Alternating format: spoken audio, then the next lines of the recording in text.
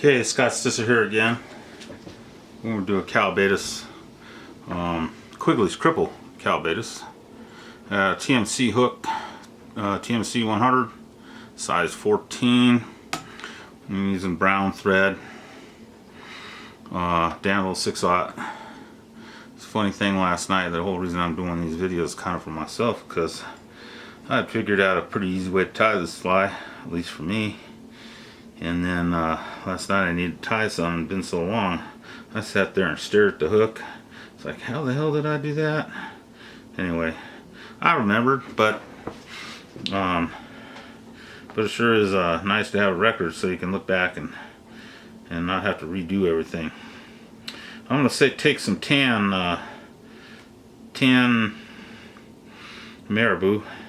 I'm gonna use that. I'm gonna tie that in as a tail. Okay.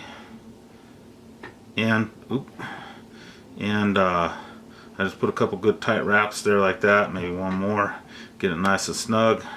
I'm going to lift this material up, okay, and I'm going to wrap forward because I'm going to spin this material, kind of rope it on itself, makes it a little more impervious to the trout's teeth, but I still get that nice effect that I'm looking for. And if you want to counter wrap some fine gold wire or something through, that's fine too, to help protect it as well. But anyway, so I've done the abdomen now and the tail all out of one piece of marabou. And next we'll move on to the abdomen. Thorax. Okay, for the thorax on this fly, I'm just using some tan Awesome Possum, you know, whatever, use rabbit, I like the tan color, and I've used rabbit too, so I'm not so stuck on exact material. Now I built my thorax there, and now we'll move on to the deer hair. Okay, one of the things I've actually found easier, and I'm going to go ahead and tie this on now, I'm going to tie my hackle on early so I get a real good bite on that. And I tie it way down there so when I tie on my wing, you see this out of the way. But it just seems to be easier for me. That's why I say sometimes find a way that's easier for yourself to tie a fly. And it's good to record what you've done so you won't forget. Alright, moving on to finish this. I'm going to tie on my wing about twice the gate. Deer hair, I'll leave a little space at the front because I'm going to tie off my fly in the front.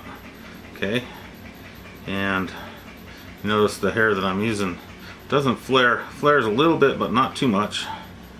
Okay, and then what I'm going to do to make it easy, I'm not going to let go of these butts before I actually make my clip job on them, like so I don't lose that. Okay, and then I'm going to take my hackle. I'm going to go ahead and wrap my hackle now.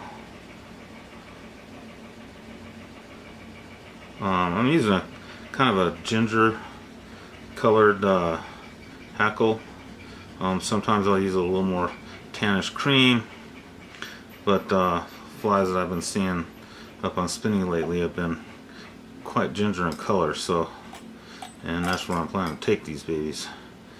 So go ahead and move to the front to tie that off. As you see, I left that little space there so I'll be able to throw a whip finish at the front of the fly. Okay, get everything out of my way, get in there, throw my whip finish. Okay,